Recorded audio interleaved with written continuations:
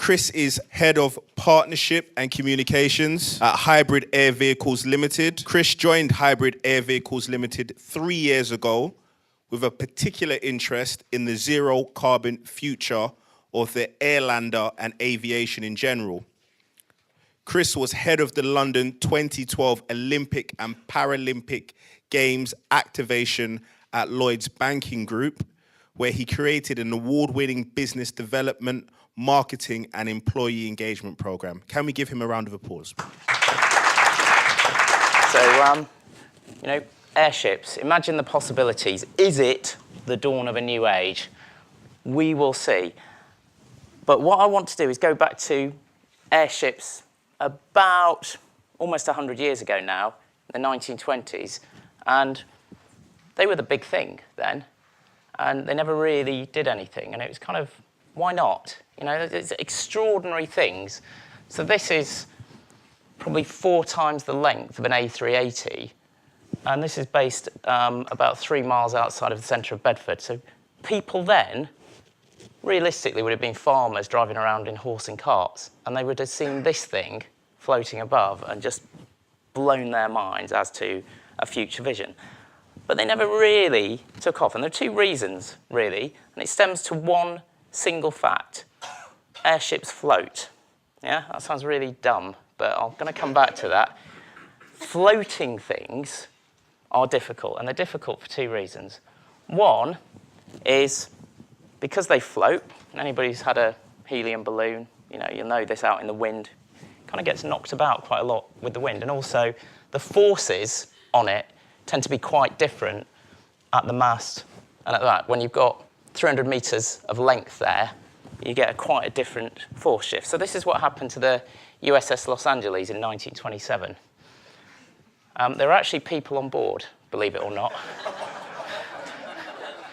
So that's a problem. The other big problem with floating things is how do you get floating things back to the ground? And there's no such thing as a landing on an airship. There's a powered descent, and then what happens, they drop a whole load of ropes, mooring lines, and they have a whole bunch of people who pull it down. And so on these old 1930s airships, there's 100-odd people doing this thing. That's expensive. I mean, even the modern-day Goodyear blimps need a ground crew of about 20 people. That's expensive. And you need to get these people from A to B, so they tend to be quite static in their operations. They tend to work out of a single place. So that's kind of floating things. Interesting that modern-day airships still work on the same principles. There's a few, there's sort of, they've got vectored engines now that turn. The materials are a bit smarter, but basically it's the same concept. But a few years ago, the guy, our sort of founder guy, he looked at this and he went back to nature, and that's always a good thing. What's happened naturally in nature? So let's think about things that fly in nature. Nature's created flight 4 times. I'm just going to give you 10 seconds just to try and think. 4 independent evolutions of flying things in nature. Just what are they? Birds, yeah, most people will get that one. So insects started about a few 100 million years ago. Pterosaurs, pterodactyls in the age of the dinosaurs. Bats, mammals, and birds. What's interesting with all of these things, so this is nature's independent way, they've all actually ended up flying in kind of a similar way. So they've evolved to be as light as they possibly can be, but they've flown using aerodynamic principles. Yeah, so that's what nature's done. Okay, can we do that with airships? That's an interesting concept. Let's look at that. So we came up with Airlander. What Airlander's done is it weighs, and we've weighted our airship, which isn't an airship, it's a hybrid aircraft, it's an Airlander. We've weighted it to be just heavier than air. So it's like any of those 4 things that fly. So it naturally sinks to the ground all the time. But how we counteract that is we make it wing-shaped, so we give it enough aerodynamic lift to get it off the ground, to get that little bit of weight off the ground. So on the ground will weigh about 1,000 kilos. Just to put that in context, a 747 unladen, without passengers, weighs about 100,000 kilos. Yeah, so we're 1% of the weight of a 747 on the ground. And so we only need a tiny bit of wind over it, but then we can also use those same vectored thrust engines that you saw in that modern day airship to get plus or minus 25%, depending on how we've weighted the aircraft, whatever. So that's what we've tried to create, a nature-based aircraft, and one that is ultimately efficient. So we look at that in terms of diagrams. So we've got our vector thrust here with the engines. The ones at the front fully rotate. We've got the aerodynamic lift because of the airflow that comes over it. And then, and vector thrust from the back and front. And then we've also got the aerostatic lift, the buoyant lift, because we're filled with helium. That's the concept of what we've got. But it's not just that concept. We've got a whole bunch of innovation. So we use the very latest materials for the hull. So super strong, super light. We've got composite materials throughout. So there's hardly any metal on this aircraft at all. We have vector thrust, but also we've got these patented vane technology. So it's kind of like a car blower on steroids, really. So it can push air right, left, up or down, and that can actually steer the aircraft wherever we want. So we've got the 2 engines on the front and 2 at the back. And then we've got the very latest modern flight controls, and the shape of this, so these are the vortices created on our CFD tunnel, or CFD simulation, that demonstrates we've got aerodynamic lift coming off this. And we get up to 40% of our lift aerodynamically. So that's the kind of concept, and this is what we've got. So because of that concept, right now, we can stay in the air for 5 days. Yeah? Our issue is actually finding pilots who want to spend 5 days with each other. And we've only got 2 of them trained as well, which is also a bit of an issue. We can take off and land from anywhere. So that's cool. And particularly, coming back to the Energy Institute, the oil and gas industry, mining industry, to be able to go anywhere and look at pipelines, get kit and equipment into any location, no matter how remote, even offshore, because this can land on water. It's quite an interesting concept. This version can transport up to 10 tons. We've got a bigger version that we're designing that can take about 50 tons. So point-to-point cargo anywhere in the world. We can do surveillance, survey work, so survey from the air, carrying a lot of sensor equipment. That, again, is quite interesting for this industry. And communications and disaster relief, and a showcase for green technology. So we're already, on any like-for-like task, we're about 10% of the fuel burn, therefore the emissions of a helicopter. We're about 25% of an aeroplane, but we don't need an airport. And you know, whether you factor in the carbon costs of building an airport in the first place, I don't know. That's up to the people who work for this. So that is what we've got. And our vision is kind of a modest vision to change the world of aviation forever. That is our modest vision.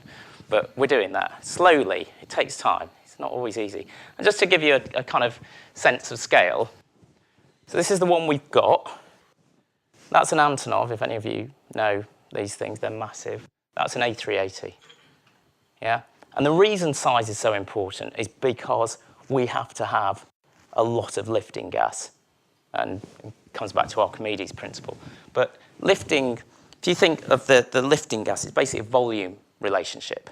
So if I double the length of that, I've got 2 cubed more lifting power. So I've got 8 times more lifting power, roughly. Yeah, I'm kind of assuming that's a sphere. But so each time I go a bit longer, I get a lot more lift. So I can go bigger quite nicely. But I hear you say, Chris, there's a problem here, because what about weather balloons? You know, when they're on the ground, they're tiny, and you get them up into the air because there's less atmosphere, less pressure on them. There's the same amount of helium in them, they just get bigger, they're 150 meters big. So we've solved that, and this also gives you a bit of a sort of understanding of what's going on inside.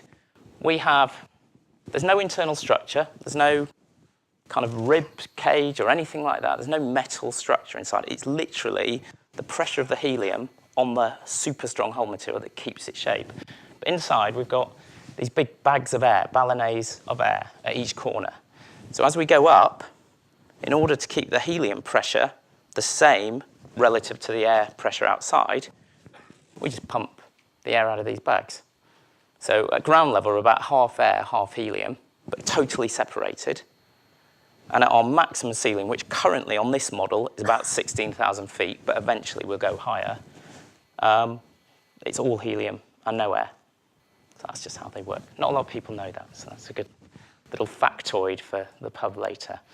So where we're going with this, so we've got one. We've flown it twice. We had a little dink on our second flight, which kind of made the news quite a lot. But that's what flight test programs are for, you know, and that's what engineers do. They break things, yeah? So we're just sort of fixing up the front of the cockpit at the moment. We'll be on ITN news either Monday or Tuesday. They did a bunch of filming yesterday just to kind of show our progress. So if you watch the lunchtime or the evening news, you'll see us. But the interesting thing for me is where we can take this aircraft. So we've already got something pretty cool and pretty interesting. Electric engines are just coming into aviation. So this is Airbus's E-Fan that they trialled just in the last year or two. That's got a single pilot operation and endurance of about an hour. And Siemens are developing a slightly bigger electric engine. We could put electric engines on our aircraft, and we don't have the same limitations in terms of the sort of aerodynamics. So we can just put, you know, a number of engines all down the side. So that's quite an interesting concept. This is a 36 megawatt hour battery in China somewhere. It's quite big. The biggest limiting factor for aviation use of electric engines is batteries, because they're big. But we're big. We can put big batteries on, and also we don't have to squeeze batteries into a round fuselage shape. We can put them anywhere. We can put them inside the hull with the helium if we need to. So that's quite an interesting idea. So we've got engines that are now getting good enough. We've got batteries that we can carry loads of. And then thin film solar panels are just getting better and better, kind of pretty much every week at the moment, but certainly every year. So, you know, they've now got them theoretically, or, you know, in the lab at 47% efficiency, whereas the average solar cells kind of commercially is about 15% efficient. So that's really interesting. We could cover the whole top of the aircraft with solar cells. And then you've got a totally unlimited, you know, it's not 5 days endurance, it's 10 years endurance aircraft that can just fly around the world forever. And the really interesting thing is when we land, we can just plug it into the grid and we can pay our landing fees by providing electricity for the place that we're landing at.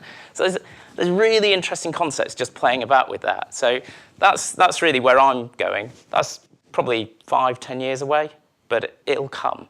And that is one of the futures of aircraft. And I think the mainstream aviation industry are going to be 30 years, 50 years before they get proper electric aircraft and zero carbon flight. And it will become a bigger and bigger issue going forward, because they're already, even with slightly fudgy figures, they're already at about 5% of the world's total carbon emissions, and they don't count military aircraft in that as well. So it will become quite a big political issue going forward. So hopefully we'll be at the forefront there. Possibly this is another future, a truly battery-powered aircraft, but I just found that on the internet. Quite amused me. So that's us. We flew this summer for the first time in the UK, and I've got a short video to wrap up on of us flying around. So it does really work. So that was the helicopter. So as you can see here, we're taking off literally within a body length of the aircraft. And wherever you're standing, it looks big. And it's that you know, that beginning of Star Wars kind of film thing where the galactic cruiser comes over. That's what we were trying to do with the film crew. And it kind of flies just very smoothly. And the pilots are loving it because also they can see everything. So, the other thing I didn't really talk about is the passenger operations. You've got this, and you're just floating above anywhere that's spectacular in the world, the Grand Canyon, whatever. You've got some totally different and fantastic experience. So it can go up to 80 knots, which is about 90 miles an hour. But we'd normally fly at about 50 miles an hour, 50, 60. We don't actually get much benefit from flying it quicker. And then we'd loiter in a survey roll, probably about 20 miles an hour. Nothing more than that. So thank you very much. Thank you very much.